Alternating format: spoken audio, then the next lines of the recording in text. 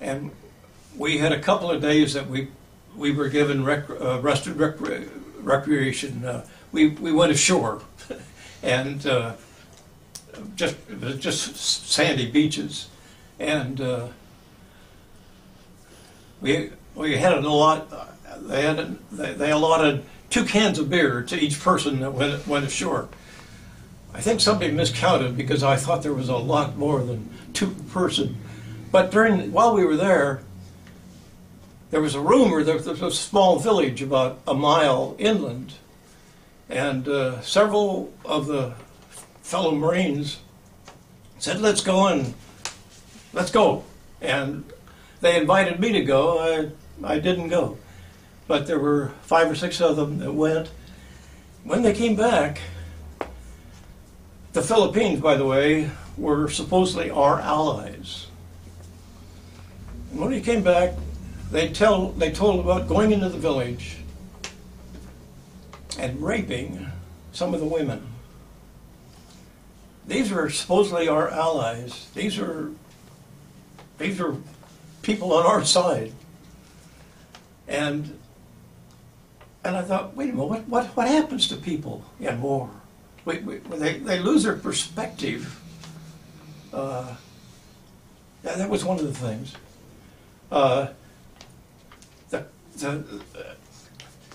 We were in a task force. Admiral Halsey was aboard our ship, head of the task force of 3 or 4 aircraft carriers and a number of battleships and destroyers. And planes would land. We'd watch them land and take off for strikes against Japan or Okinawa or wherever. And there were days that planes would come in and that there would be a crash or something. And because you got all these planes landing, maybe 30 or 40 of them that are going, to just see them they'd push the airplane off the side, and get rid of it because they had to make room for the next one. And to sit there and watch airplanes just being destroyed, just the cost of, and this is, minute, but you multiply that thousands of times, and just to see that, or a big Catalina, those big they did a lot of they do sightseeing and what do you call it, reconnaissance work, and I don't know what they do. Anyway, one landed one day in the water right near the ship because it had run out. It was short of fuel and it couldn't get back to its base. And we were watching this plane land, and the next thing a little destroyer had sent over a small boat, took the pilots off, the crew off, and then our 5-inch guns were ordered to be sure and sink this Catalina so that it couldn't be captured. And I thought, wait a minute, that's a valuable ship, don't do that, But that's wartime. The biggest, for me, one of the decisive moments in my life was on August 6th, 1945. We were anticipating that we would be part of a landing party, the Marines on the ship, when we invaded Japan. And on that day, the broadcast came over, now hear this, now hear this. That's the way they announce things. We've just had news that we've dropped a special bomb on Hiroshima and destroyed the city, probably killing 100 or 200,000 people. Aboard our ship, 3,000 men, and that's how many are on the ship. There was a celebration. Hooray, wonderful. Why don't we drop it on Tokyo and kill 1 million of those bastards? That was the feeling. And I thought, and I was almost doing the same thing. And then I got thinking, wait a minute. What's happened to us? These are people.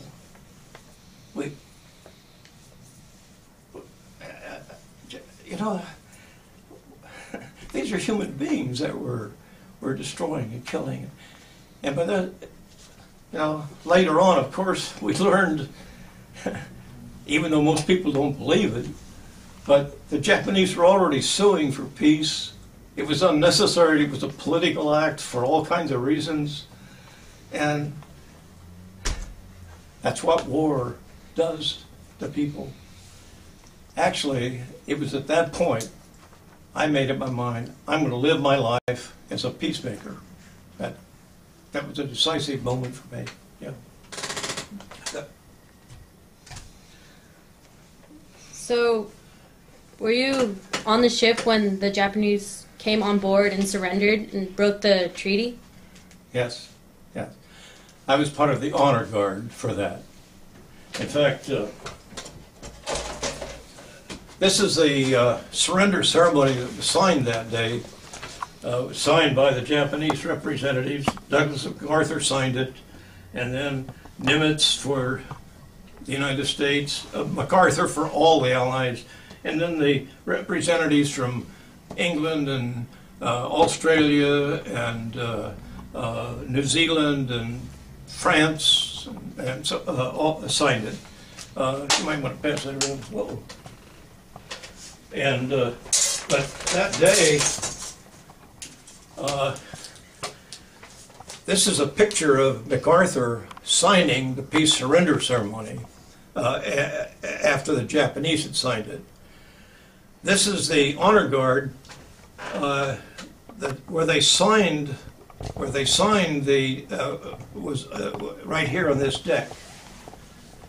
And this is the honor guard. I was probably standing 30 feet from where they signed that, but it was on a deck higher. And this is a picture of this honor guard looking this way. And the third man down here, this is the third man, that's me. And while we were doing this, one of the Marines, when the Japanese stepped on board, Shigemutsu was his name, and some others, he immediately went forth and frisked each one to make sure they weren't carrying guns. This is more probably a ceremonial thing than anything, but you know, one of my buddies actually frisked each of the Japanese that came on and signed. It was interesting. The Russian and all of our allies, and of course Russia was our ally at that time. You know, they were also destroying this fascist regime. Of course, it was by the time we got back to the States, we were already talking about the big threat now is the communists. And I thought, wait a minute, they were just our allies. They helped us defeat the Japanese. But no. And within a couple months, Winston Churchill came to the United States and talked about the Iron Curtain and all, and it's like, wait a minute, is this a permanent warfare we're in? And of course it was. For 50 years, we were in a Cold War. We got out of that one, now we're in a war of terrorism. But the Russians were immediately behind us, the film crews. All the New Zealand, English, they all had film crews filming this. And they wanted to get a better view. They wanted to see better. And they kept pushing the guys in the back of our honor guard. And we were joking with these Russians. And you know, they were our allies. By the time I get back to the States, they're the evil people now. They reminded me, they were just like, they could have been Americans. Same kind of people. That day, though, MacArthur made a speech. And in that speech he says, we must preserve in peace what we have won in war. And that registered on me.